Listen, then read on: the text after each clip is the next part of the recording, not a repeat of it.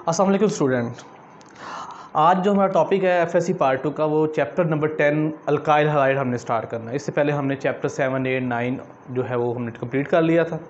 आज हमने chapter number 10 जिसका नाम अल्काइल हलाइड है, बिल्कुल आसान और बड़ा इंपॉर्टेंट चैप्टर है पार्ट 2 का, ये हमने स्टार्ट करना है। तो सबसे पहले इंट्रोडक्शन क्या है कि जब हम बात करते हैं अल्काइल हलाइड की, तो जब हम ये अल्काइल जो है इसको हम रिप्रेजेंट करते हैं आर से, हमने पहले डिस्कस किया हुआ है। और हलाइड के लिए हम जो है वो सिंबल एक्स यूज़ करते हैं। यहाँ पे एक्स का मतलब क्या है, कोई भी hydrogen atom, fluorine, chlorine, bromine, iodine वगैरह कोई भी हो सकता है, आयोडाइड वगैरह। अगर हम बात करें डेफिनेशन की, तो हम कहते हैं कि हैलोजन डेरिवेट ऑफ अल्केन, यानी जो अल्केन है उसमें हाइड्रोजन को रिप्लेस कर देना है हैलोजन एटम के साथ। तो वो जो कंपाउंड आएगा उसको हम क्या बोलते हैं, जनरली हैलोल्केन, या उसको इसी तरह से हम कह सकते हैं अल्काइल हलाइड। तो halogen derivative of alkane is called haloalkane, ये कहा जाता है। अब अगर हम बात करें इनकी, हम इंट्रोडक्शन पढ़ रहे हैं कि ये हमारे पास अल्केन का डेरिवेट है, यानी ये कार्बन है, इसके साथ ये 3 हाइड्रोजन, यहाँ पे एक हैलोजन एटम अटैच है। अगर एक हैलोजन एटम हो तो हम उसको बोलते हैं मोनो हैलो अल्केन। ये मोनो इसलिए बोला कि क्योंकि इसके साथ 1 हैलोजन एटम अटैच है। इसी तरह से ये सेकंड वाला है, इसके साथ 2 हैलोजन एटम अटैच हैं, इसलिए इसको डाई हैलो अल्केन बोला है। इसी तरह अगर 3 हैलोजन एटम अटैच होंगे तो ट्राई हैलो अल्केन बोलेंगे। इसी तरह से अगर 4 हैलोजन एटम अटैच होंगे तो उसे हम टेट्रा हैलो अल्केन का नाम देंगे। तो ये हमारे पास halogen derivative mono halo halide है, अल्केन्स है, डाई हैलो अल्केन है, ट्राई अल्केन हैलो अल्केन है, इसी से टेट्रा हैलो अल्केन आएगा। इसी तरह से ये नेक्स्ट हमारे पास है, ये इनके नेमिंग की बात करें हम नोमेनक्लेचर की, तो ये जो ग्रुप हमारे पास है इनके 2 तरह के नेम है। पहले हमने जो बात की थी कि अल्काइल हलाइड, ये इसका कॉमन नेम है, और जब हम बात करेंगे हैलो अल्केन की तो ये इसका आयोपिक नेम होगा। जैसे हमारे पास ये है, ये जो ग्रुप है इसको हम बोलते हैं मिथाइल, और ये साथ लगा हुआ है हैलोजन क्लोरीन, तो ये मिथाइल क्लोराइड, ये इसका कॉमन नेम होगा। जबकि ये जो नाम लिखा है क्लोरो, और ये किससे बना है, मीथेन से, तो क्लोरोमीथेन इसका आयोपिक नेम है। इसी तरह से ये हैलोजन है क्लोरीन, और ये इथेन से बना है, इसलिए नाम फिर क्या होगा, क्लोरो इथेन। इसी तरह से ये 3 कार्बन आ गए, तो ये प्रोपेन का डेरिवेट है, तो क्लोरो प्रोपेन। अब क्योंकि ये 1 पोजीशन ये मेंशन करती है कि ये जो हैलोजन है ये 1 कार्बन पे अटैच है। अगर 1 पे अटैच होगा तो 1 क्लोरोप्रोपेन, अगर 2 पे अटैच होगा तो फिर 2 क्लोरोप्रोपेन बोलेंगे।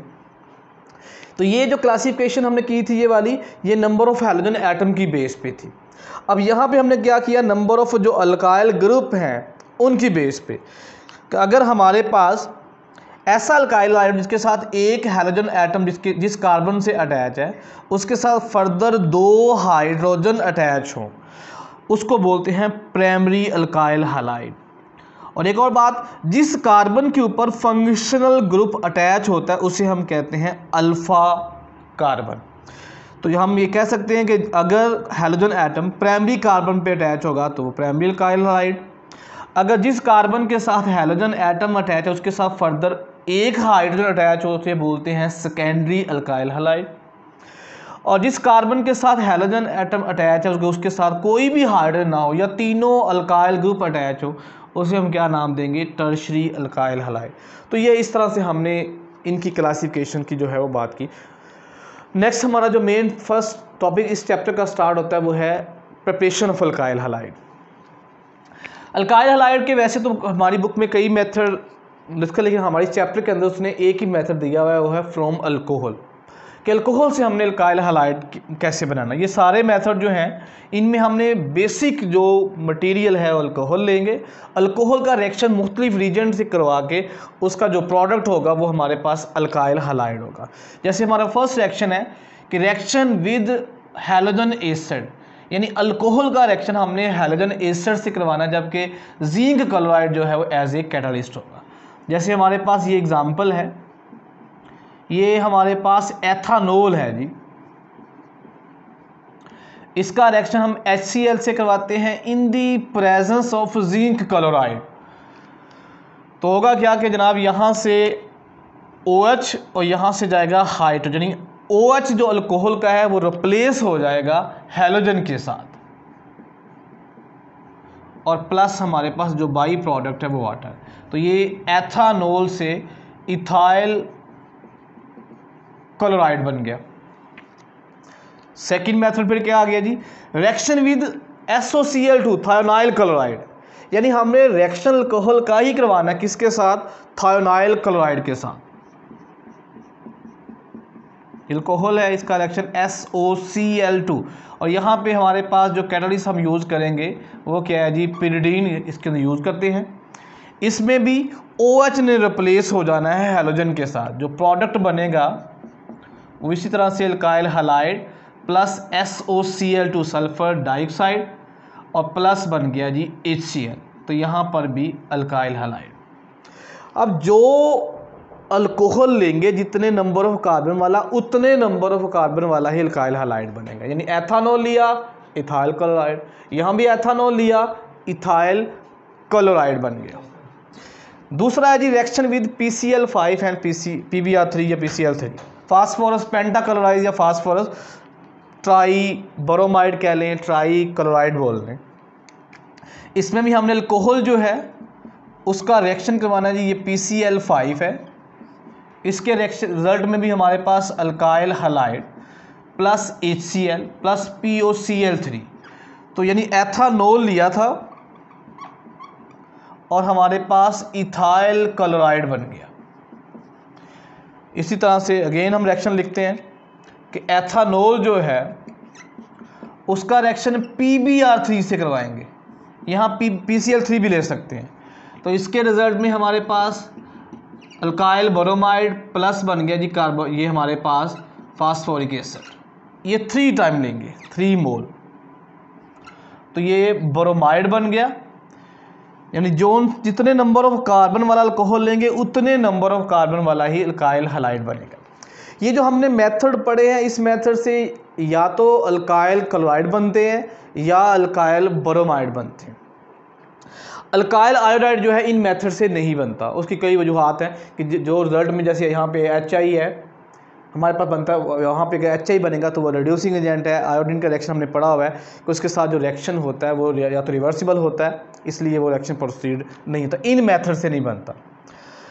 लेकिन अगर हमने अल्काइल आयोडाइड बनाना है तो उसके लिए हम एक और मेथड इस्तेमाल करते हैं कि हमने क्या करना है कि अल्काइल जो हमारे पास क्लोराइड है इसका रिएक्शन सोडियम आयोडाइड से करवा देना है।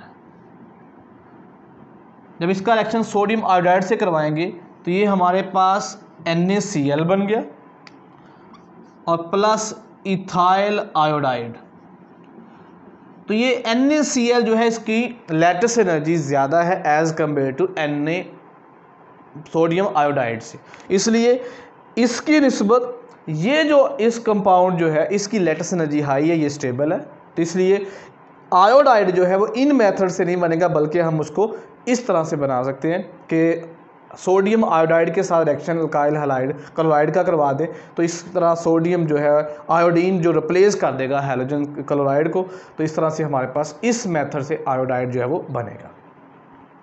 उसके बाद जनाब नेक्स्ट क्या आता है जी, हमारे पास रिएक्टिविटी ऑफ अल्काइल हैलाइड।